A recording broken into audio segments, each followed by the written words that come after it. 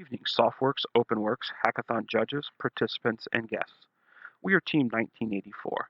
Our team members are Sue, Preston, Jonathan, Nicole, Joe, Tim, Val, and Ed. During the last 24 hours, we have assembled a variety of data and technical talents to provide a solution to the gray pill problem. Gray pill looked to be the most challenging and open problem. The solution provided experiences we can use in future projects. Gray Pill asked 1984 to look at communities with decentralized architectures, peer-to-peer networks, and cultural codes, then develop novel data science techniques to illuminate the community. We primarily mined the ZeroNet community data and used MarkLogic Data Hub, TagCloud, Giphy, IP API, KML, R, Python Natural Language Toolkit, IPFS, Google Earth, and Google Translate to solve the problem. We came up with the idea of going against the internet, of mining ZeroNet data, storing that data, using, as for now, a human, but in the long term we would actually use a service to do this, of copying and ingesting that data, making it searchable inside the MarkLogic Data Hub. We can then access just the IPs, make use of IP API to geolocate those, take those geolocated APIs and dump those into KML. We can also go against the searchable content. The Data Hub has an Explorer capability, so a human can actually go against that data and try and find interesting concepts. We can also take that same data and create tag clouds based off the word lexicons and even do some computation. We're using Google Translate to translate those into English so that me as a English speaker am able to read that data a little bit better. Jumping into the VM that we created, as we said, going against that ZeroNet data. That ZeroNet data, we mined the local data that it dropped using SQLite and file copy.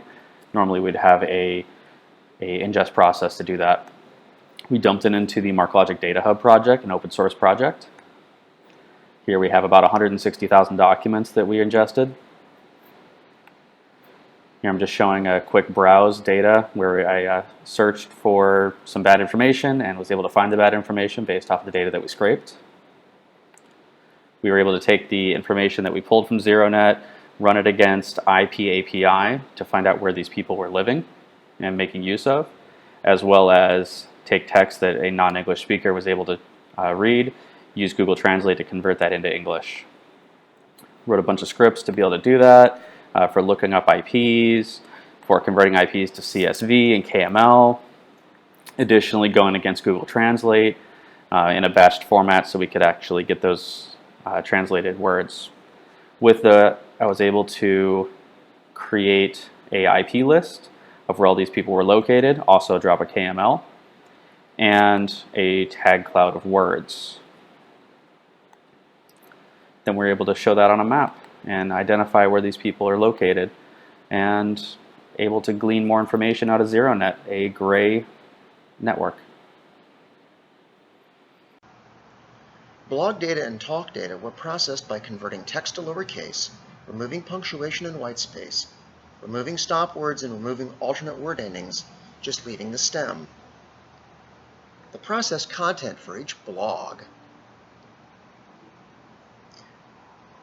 or talk topic was converted to token vectors and written to file. These were further processed in R to perform cluster analysis. The tokens were also sorted by time of post. The 12 most frequent tokens with a length greater than 6 characters were analyzed using a lexical dispersion plot. This shows when tokens were used in posts over time. Unfortunately, the data manually collected was primarily concerned with setting up the ZeroNet system and was produced over. The tokens were also sorted by time of post. The 12 most frequent tokens with a length greater than 6 characters were analyzed using a lexical dispersion plot. This shows when tokens were used in posts over time. Unfortunately, the data manually collected was primarily concerned with setting up the ZeroNet system and was produced over a short time frame. A realistic application of this technique would only consider results of a ZeroNet search over a longer time period. This would provide a weather report on what terms are being used in posts and when.